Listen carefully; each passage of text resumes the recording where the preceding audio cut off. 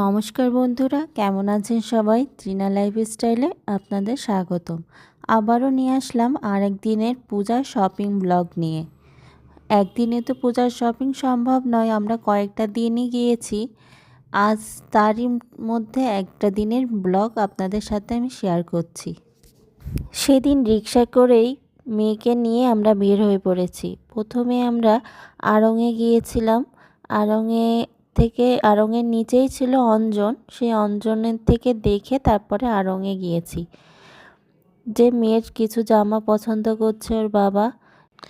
2 দিন আগে আমি আর তৃষ্টি মিলে ছেলে মেয়ের জন্য জামা কিনে নিয়েছি, তাও ওর বাবার হচ্ছে না। ওর বাবা আরও কয়টা জামা নিয়েছিল ছেলে মেয়েদের জন্য।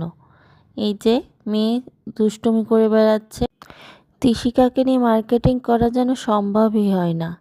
এই যে একবার এই মাথা থেকে ওই মাথা দৌড় মারছে, কী যে করছে। আর আমি কয়টা জামা ট্রায়াল দিয়ে দেখছিলাম।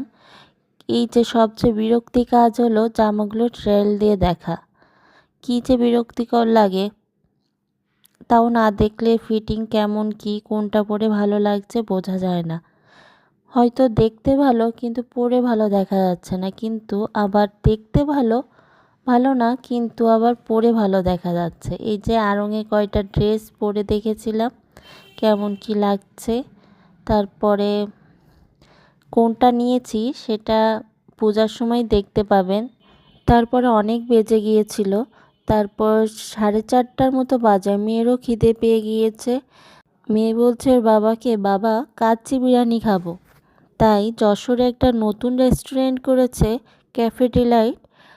ক্যাফেটেরিয়া রেস্টুরেন্ট ছিল, কিন্তু অন্য জায়গায় আর একটা এরকম বিরিয়ানি চাইনিজ আইটেমের একটা রেস্টুরেন্ট করেছে, তাই আমরা ওইখানে গেলাম। জায়গাটা খুব ভালো করেছে, ডেকোরেশনটাও খুব সুন্দর। আজ এই যে দেখেন, ও মেনু দেখে অর্ডার করবে।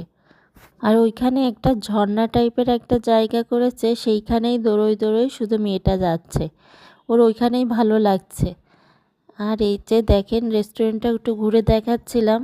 রাস্তার পাশেই রেস্টুরেন্টটা, দোতলার দিকে করেছে। ডেকোরেশনটা খুবই সুন্দর, ভালো লেগেছে আমার। এই যে দেখেন সেই ঝর্ণাটা, ওইখানে এসে বলছে, মা দেখো ওই যে ওয়াটার লিলিগুলো আমি নিব।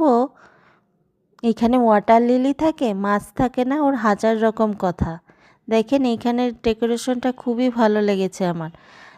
এখানে মেয়ে কিছুক্ষণ সময় কাটালো, খুব ভালো লাগছে। জল পড়ছে, হাজার গল্প করছে। আমরা ওয়েট করছিলাম খাবার আসার। আর এখানে ওর বাবা কথা বলছিল এখানে প্রোগ্রাম করা যাবে কি না, টুকটাক বার্থডে প্রোগ্রাম, তাই শুনছিল। আর এই যে দেখেন মেয়ে বসে তবলা বাজাচ্ছে চামচ নিয়ে। এই যে আমি যেই দেখেছে যে আমি ভিডিও করছি, এই যে দেখেন দুষ্টুমি শুরু হয়ে গেছে, খাচ্ছে, সেই অভিনয় করছে। কী যে দুষ্টু পাকা হয়েছে, সারাক্ষণ শুধু পাকা কথা আর দুষ্টুমি। এই যে দেখেন মেয়ের কাচ্চি বিরিয়ানি চলে এসেছে। বিরিয়ানিটা খারাপ ছিল না, ভালোই লাগলো, কিন্তু টিকিয়াটা কাচ্চি ভাই থেকে ভালো না। কাচ্চি ভাইয়ের টিকিয়াটা বেশি ভালো ছিল। এখানে রোস্টটাও মাংসটাও বেশ ভালো দিয়েছে, খারাপ লাগেনি। মেয়েও খেয়েছে।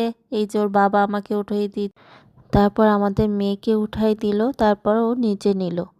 খাবারটা ভালোই ছিল। তারপর এই যে আমাদের মেয়েটার খাওয়াটা দেখেন, খাওয়ানোর থেকে যেন বেশি ছড়াচ্ছে। তাও বিরিয়ানি পেলে নিজে হাতেই ও খায়, যে খাচ্ছে দেখেন।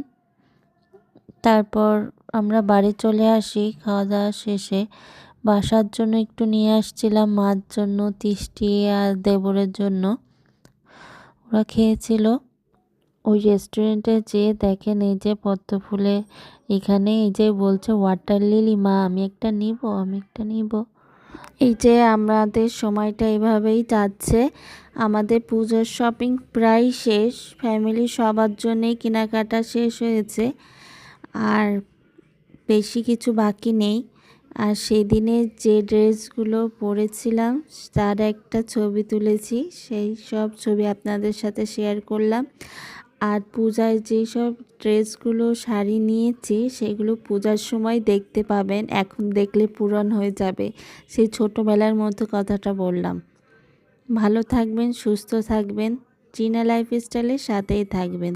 আর আমার বরবাবুর অবস্থা দেখেন, মার্কেটিং করে দিয়ে মুখে হাত পড়েছে।